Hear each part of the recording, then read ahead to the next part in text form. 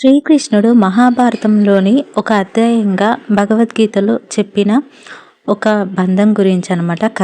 కర్మ యొక్క కర్మ బంధాలు ఎలా ఉంటాయి, ఈ కర్మ బంధాల వల్ల కష్టాలు, సుఖాలు, బాధలు ఇవన్నీ మనం అనుభవిస్తున్నాం. మనిషి జన్మ పుట్టాక డబ్బున్నోడైనా అంతే, డబ్బు లేనోడైనా అంతే.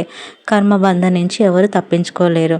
చాలామంది ఇలా అనుకుంటారు, ఏమని, కులదేవత పూజ క్రమంగా ఉంది, ఇష్టదైవానికి రోజు దీపధూపాలు ఉన్నాయి, కానీ పితృదేవతలకు శ్రాద్ధాలు కూడా సక్రమంగా జరుగుతున్నాయి. అయినా సరే ఇంట్లో ఎందుకు శాంతి ఉండదు, ఎందుకు అప్పుడు అడ్డంకులు అనుకోని సమస్యలు ఎదురవుతాయి. ఇది సాధారణ సమస్య కాదు, ఇది గుర్తించలేని పితృబాధ అనమాట. కర్మ బంధంలో పితృబాధ అనేది ఒకటి. ఎందుకు ఈ పితృబాధ అంటే, ఏ ఇంట్లోనైనా ఏ ఇంటికి వచ్చిన స్త్రీలు అంటే భార్యలు, కోడళ్ళు అనమాట, వారి పుట్టింటి పూర్వీకులకు ఆ ఇంట్లో ప్రత్యేక ఆరాధన జరగదు. ఎందుకు జరగదు? వాళ్ళ ఇంట్లో పూజించారు మొదటిగా. అలా చేస్తే ఆ పూర్వీకులు తమ మనవరాలను చూడాలని కోరుకుంటారు కదా. ఎవరిపైనైనా కర్మబంధం అనేది, ఈ రుణబంధం అనేది చాలా ఉంటుంది. వారి క్షేమానికి చూడాలనుకుంటారు, కానీ అత్తింటి పూర్వీకులు వారిని ఇంట్లోకి కూడా రానివ్వరండి. ఎందుకు రానిస్తారు? ఈ కారణంగా ఆత్మలు ఇంటి బయట నిలబడి బాధపడుతూ ఉంటాయి, ఇంట్లో దాగి ఉన్న కష్టాలుగా మారుతాయి అన్నమాట. అమావాస్య రోజు తప్పకుండా చేయాల్సిన పరిహారం ఏమిటంటే, ఇలా సమయం అంటే అమావాస్య రోజు ఇంటి బయట ఒక చిన్న రాగి లేదా ఇత్తడి చెంబు తీసుకోండి, శుభ్రమైన నీటితో నింపండి.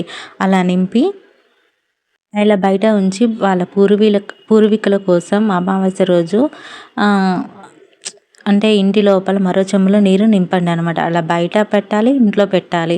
ఇంట్లో తాగునీరు ఉంచే ప్రదేశంలో పెట్టండి. ఈ నీరు మీ ఇంటి సొంత పూర్వీకుల కోసం, మంత్రాలేమీ అవసరం లేదు. ఇలా పెట్టి ఒక మంచిగా దండం పెట్టుకోండి. ఎందుకు ఇలా చేయాలంటే, ఆ పూర్వీకులు సంతోషిస్తేనే దరిద్రం అనేది నిలబడదు, అపశాంతిగా ఉండదు, ఇల్లు వెలుగుతుంది. సో అందుకనే మనం కర్మబంధం నుంచి తప్పించుకోవాలంటే పితృ రుణం ఉంటుంది. పూర్వీకుల బంధం, పితృ రుణ బాధలు ఇవన్నీ ఉంటాయి. సో దానివల్ల అప్పుల బాధలు, రుణానుబంధం, వీటిని రుణానుబంధాలు అంటారు. వాళ్ళు మన నుంచి చాలా ఎక్స్పెక్ట్ చేస్తారు, కానీ మనం ఏం పట్టించుకోరు. ఇప్పుడున్న జీవితంలో మనం మన జీవితం గురించి ఆలోచించి కనీసం ఒక పండగ రోజు వచ్చినా మన పూర్వీకులకి దండం పెట్టుకోము. ఒక 2 చేతులు అయితే ఒక దానం, ఏదో ఒకటి చిన్న హెల్ప్ చేయలేము. అలా వాళ్ళ వంశం నుంచి కదండి మనం వచ్చాము. అప్పుడు వాళ్ళు బాగుంటేనే కదా ఇప్పుడు మనం ఇంత హ్యాపీగా ఉన్నాము. అది మంచైనా చెడైనా తీసుకోవాలి. ఆస్తి ఇస్తేనే వాళ్ళని మనం గుర్తించాలి, ఆస్తి ఇవ్వకపోతే గుర్తించకూడదంటే కష్టం. మరి అలాంటప్పుడు బాధలు, కర్మలు కూడా పంచుకోవాలి కదా. ఇప్పుడు మంచి కోరుకోవాలి, మంచి జరగాలి. ఈ వీడియో కనుక మీకు నచ్చినట్లయితే లైక్ చేయండి, షేర్ చేయండి.